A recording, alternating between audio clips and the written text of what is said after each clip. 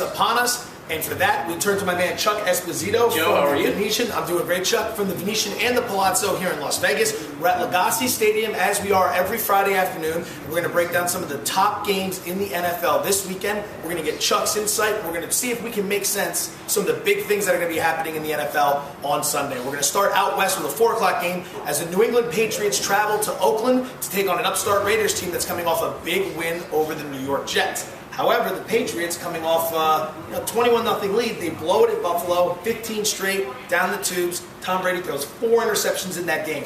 Is there any reason to believe this won't be a New England blowout?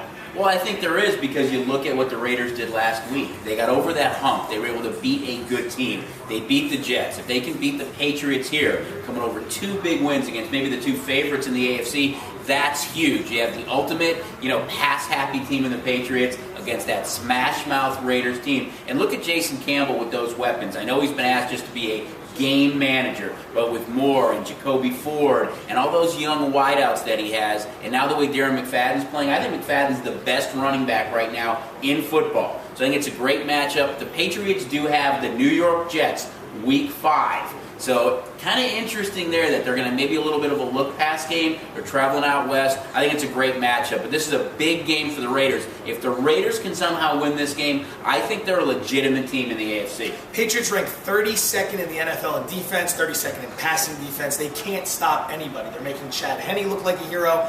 Ryan Fitzpatrick absolutely tore him up in the second half last week. But when you take a look at that, and then you combine it with the fact that they have to head all the way west, how much do you take into account the fact that there's a 3-hour time difference and you're all the way on the West Coast for a team like New England? Well, you said it. It's the Patriots. They're still the fan favorite. They're still going to get backed, and that's evident in the line so far this week. There's still a lot of non-believers in the Raiders. Are they really that good? But I thought they played a phenomenal game against the New York Jets. It's going to be a major test for them. They do have some question marks as far as depth in the secondary. I think what should be in this game, the first team to 30, Joe, wins. I like that problem. Patriots have had no problems getting to 30, and the teams that have played them have had virtually no problems getting to 30, so that'll be an interesting thing to keep an eye on. 1 o'clock in Dallas, a game that 3 years ago wouldn't have meant anything to us, but this year it's one of the marquee games as the undefeated 3-0 Detroit Lions travel to Dallas to take on a 2-1 Cowboys team coming off a win and short rest against the Washington Redskins on Monday night. Dallas banged up across the board. Tony Romo playing with the rib problem.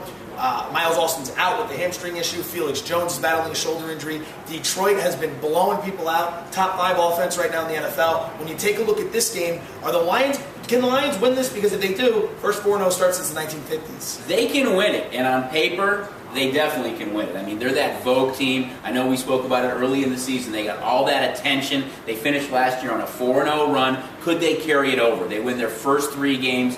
Unbelievable offensively. They're playing in Dallas, a tough spot. What I like about this game, or the interesting part here, is that the Detroit Lions in Week 5 play at home on Monday Night Football. The first time in 2 decades that you're going to see the Lions at home on Monday Night Football. And they're playing a team near and dear to your heart. And they're playing their arch rivals, the Chicago Bears. So, I mean, that's a great matchup, very intriguing matchup. And I think right now, though, if you throw the Green Bay Packers out of the mix and you ask most people, what's the second best team in the NFC? I'm not so sure that a lot of those people would name the Detroit Lions right now the way they're playing. And a win here, I think, solidifies it. You talked about the injuries. Throw in Des Bryant, because he hasn't practiced at all this week. And you look at the problems that Romo had Monday night. His receivers were over here. He was throwing it over there. So a lot of question marks. They gutted it out. A tough place to play. But over the long haul, the key still is, can Matt Stafford stay healthy? If he does, I think this team is awful good. But this is the big test, and so is next week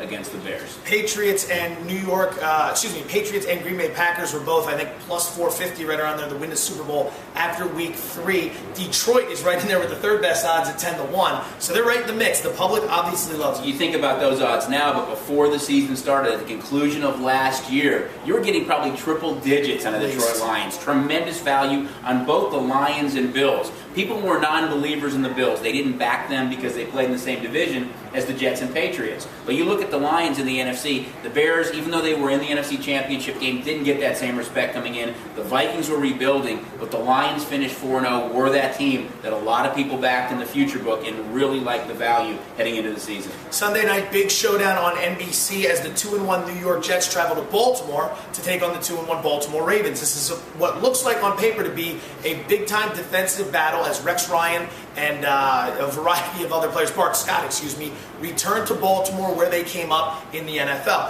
When you take a look at this game, opens at Baltimore around 4.5, moves to 3.5. Some people might like the Jets in this one, but everyone's going to think defense. Is there any reason we shouldn't think defense? I really don't think so. I think you have to think defense. You don't know which one of these two teams is going to show up. You look at how the Jets played against the Raiders, and the Jets are giving up the second most yards rushing in football right now. So you know that the Ravens are going to give you a healthy dose of Ray Rice. Torrey Smith emerged last week as that kind of speed receiver that Baltimore's been lacking. They should be getting Lee Evans back in a week or two or around bye time. So those are two big weapons right there for the Ravens to have. On the other side of the ball, the Jets, Mark Sanchez has played really well, more than I think they would like. They want to be that smash mouth run football. That hasn't happened. You got to get Sean Green. He's been more productive, Joe, out of the backfield catching the ball than he has actually running the ball. And they said LT was not going to be in the mix. Personally, I think LT looks like the better guy running the ball right now. And again, we talked about the Patriots, who they're going to play in Week 5. Well, that's who the Jets play at New England. So this is a tough test right now for the Jets. If they happen to lose here and they go to New England, they could be looking at possibly 2-3 after 5 games. So I do think it'll be a defensive matchup, big AFC matchup. The Jets have a couple now in a row. Any reason to believe that Ray Rice won't have a phenomenal game? As you alluded to, the Jets have struggled to slow down opposing running backs this year, and Ray Rice has been shredding people this season. Is this a game that's set up for him to just go wild? Well, it is based on what's happened so far. Rex Ryan coming back against Baltimore. He was their defensive coach for 10 years. A lot of people wanted him to be the head coach of the team. He's not there. But they're going to try to stop Rice, of course. That's their main thing. Make Joe Flacco beat him. On paper, it looks like an easy game, but that's why they play it. The Jet defense will be pumped up. Rex Ryan will be pumped up. It's one of those games that I think everybody looks at when the schedule comes out. Let's see how this game unfolds, but I think it will be a defensive matchup as well. Game number 4, certainly not as marquee as some of the other ones we've talked about, but an intriguing one nonetheless because of what's been going on in the week leading up to it. We're talking about the 2-1 New York Giants coming off a shocking upset win at Philadelphia, a team that they had struggled with over the past few years, versus a 1-2 Arizona Cardinals team that loses at Seattle, a team that doesn't get a lot of love. Struggled early in the season to beat Cam Newton and then lost in Week 2. So we're looking at this matchup. Everyone is going to look at this game, you would think the public, and just say Giants. This game is going to be the Giants. But can the Cardinals hang in this one? That's a tough call. It really is. I think after Week 1, you looked at the Giants and many people thought, wow, this team is in disarray. They're in big trouble. Now after Week 3, I think they're the best team in the NFC. Eli doesn't get the respect he deserves. I think Victor Cruz is starting to come into his own. They've got Manningham, Nix. They can definitely run the ball with Jacobs and Bradshaw, and they're going to try to do that. An interesting stat here. Under Coughlin, the Giants are 2-0 in Glendale, and they won that improbable Super Bowl against the Patriots in Glendale. So 3-0 in Glendale. I suspect you'll see that line probably move in that direction. And you look at the Cardinals. Can they protect Kevin Kolb? That's going to be huge. That's going to be the key.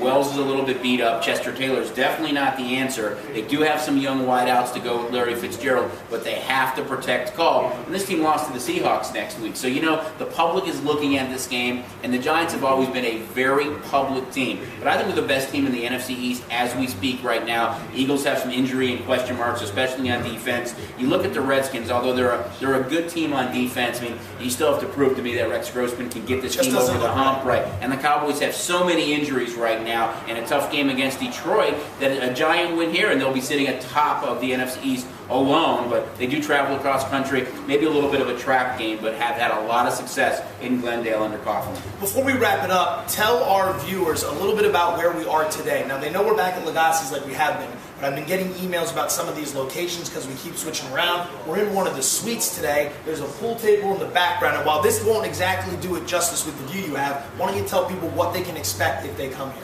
I'm a little bit biased, Joe, as you know, but this is a tremendous venue. It really is a lot of fun to enjoy a big game day. I mean, this is a luxury boxer suite, as Joe alluded to. You've got video games, pool tables, tremendous food, big screens, just a great atmosphere. The crowd in the room itself erupts with every play, every game's being shown here. If you can't be at a game live, I highly recommend Lagasse Stadium, and don't take my word for it. Come on out, check it out, and believe me, you'll love it. It's a tremendous venue to enjoy your favorite sport and your favorite team on any given day. And Chuck's here for pictures and autographs every Sunday in case you're interested. So you have that to look forward to when you come as well. But Mr. Esposito, thank you once again. Thank you, Joe. Enjoy it as always. Great stuff. Everyone, good luck this weekend. We hope you enjoyed it. We'll be back next week to talk about Week 5.